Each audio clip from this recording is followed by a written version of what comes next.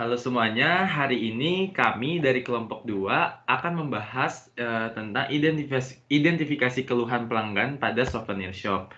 Nah, kami dari kelompok 2 ada saya sendiri John Enrico, ada Michael Aurelius, dan juga Sabrina Verina.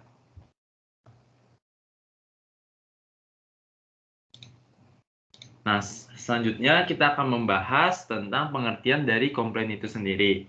Nah, di sini sebagian besar orang akan berpikiran negatif ketika mendengar suatu istilah keluhan atau komplain atau juga pengaduan.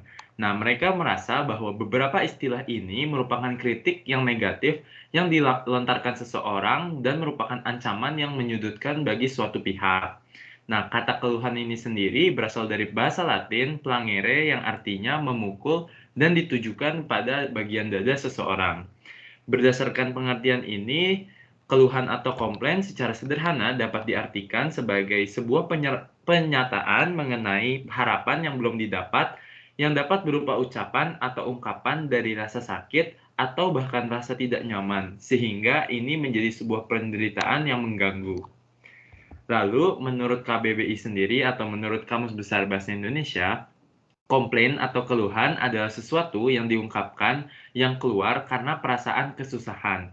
Nah, perasaan kesusahan yang dimaksud ini dalam pengertian tersebut merupakan perasaan ketidakpuasan yang dipicu atas pembelian terhadap suatu barang atau jasa tersebut. Selanjutnya, kita akan membahas tentang keluhan atau komplain sebagai indikator dari perbaikan. Nah, selaku pihak perusahaan perlu mempersiapkan diri lebih baik untuk menerima keluhan-keluhan pelanggan. Sebab dengan adanya keluhan dari pelanggan tersebut, artinya perusahaan di sini mendapatkan perhatian-perhatian khusus dari para pelanggannya. Nah, keluhan dari pelanggan ini menjadi indikator yang sangat baik bagi bisnis untuk melakukan perbaikan di progres ke depannya. Dengan adanya keluhan pelanggan ini sendiri, perusahaan tersebut harus menyadari bahwa adanya hal-hal yang tidak efektif atau kurang berguna dalam kinerja perusahaan tersebut. Nah, dalam hal ini selanjutnya dapat melakukan evaluasi untuk memperbaiki kekurangan-kekurangan apa saja yang ada dan meningkatkan beberapa hal yang kurang efektif tadi. Oleh karena itu, keluhan sebagai indikator perbaikan ini sangat penting pada suatu bisnis perusahaan. Selanjutnya akan dijelaskan oleh Sabrina. Selanjutnya ada 3 tipe mengapa pelanggan-pelanggan melakukan komplain. Yang pertama adalah active complainer.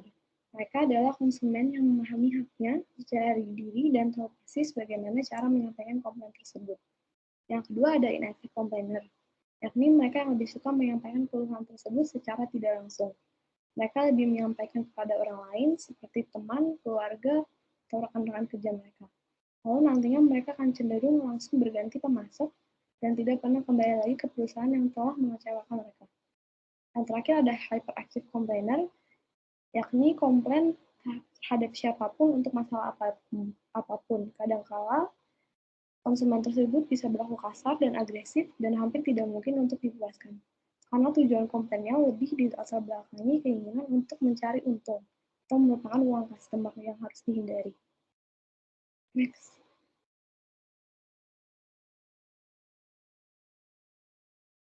Selanjutnya ada dampak keluhan pelanggan.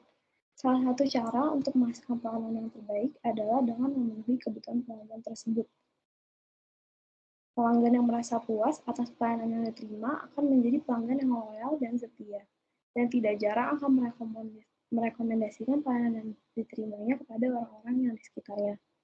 Sehingga akan banyak pelanggan yang memanfaatkan dan mengingat pelayanan yang kita berikan dengan baik. Keluhan pelanggan akan dapat menimbulkan banyak hal yang tentunya dapat merugikan perusahaan.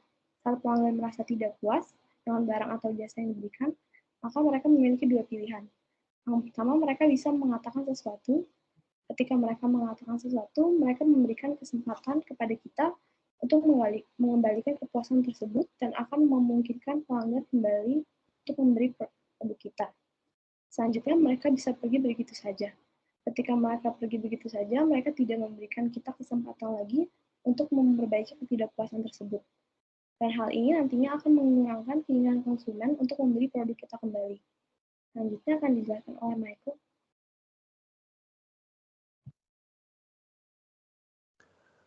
Berikutnya adalah 2 contoh kasus dalam keluhan pelanggan. Yang pertama adalah produk tidak sesuai dengan deskripsi. Nah, tidak sedikit pelanggan yang malas untuk membaca butuh petunjuk untuk penggunaan, atau juga buku deskripsi yang ada saat belanja online. Nah, karena itu, begitu produk sampai di tangan, mereka tidak mengerti bagaimana cara untuk menggunakannya. Jika ini terjadi, bantulah pelanggan untuk mengoperasikan produk dengan tepat.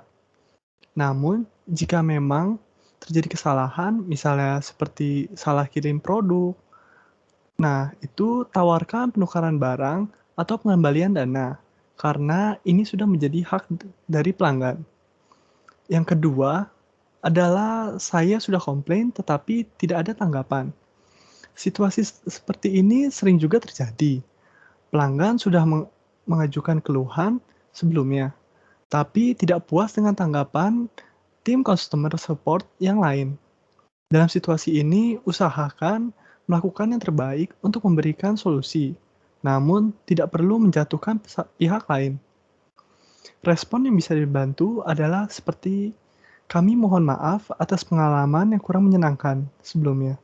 Mohon jelaskan masalah yang dihadapi, kami akan mencoba membantunya. Seperti itu.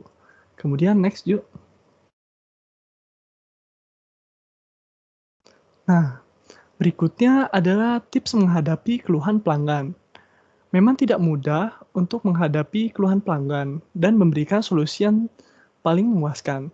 Tetapi tetap ada beberapa tips yang bisa membantu saat menghadapi pelanggan yang mengeluh. Yang pertama adalah respon dengan jawaban yang singkat, namun memberikan solusi. Nah, pelanggan mengeluh tentu pada umumnya menginginkan solusi yang tepat. Karena itu, mereka tidak menyukai jawaban yang berbelit-belit. Meskipun belum bisa langsung membantu, pastikan beri jawaban bahwa perusahaan akan segera memberi kabar dan membantu pelanggan sebaik yang perusahaan mampu. Yang kedua adalah memberi tanggapan dengan cepat. Jika ada keluhan, tanggapi dengan cepat. Apalagi jika pelanggan bisa menghubungi dari beberapa platform, misalnya email, media sosial, dan telepon. Jangan sampai satu pelanggan mengajukan keluhan di semua platform, baru direspon. Ini tentu akan membuat mereka tidak dipedulikan dan tidak ditanggapi dengan serius. Nah, yang ketiga adalah tetap tenang dan sabar. Dalam menghadapi keluhan, sangat besar kemungkinan pihak perusahaan juga kehilangan kesabaran. Namun, usahakan agar ini tidak terjadi, karena melayani pelanggan adalah tanggung jawab perusahaan. Jadi, usahakan tetap tenang dan sabar dalam menghadapi pelanggan tipe apapun. Keadaan yang memanas tidak akan membantu kedua pihak. Pelanggan memang memiliki banyak sekali macam keluhan, tetapi sebagai penjual tentu memiliki beragam solusi.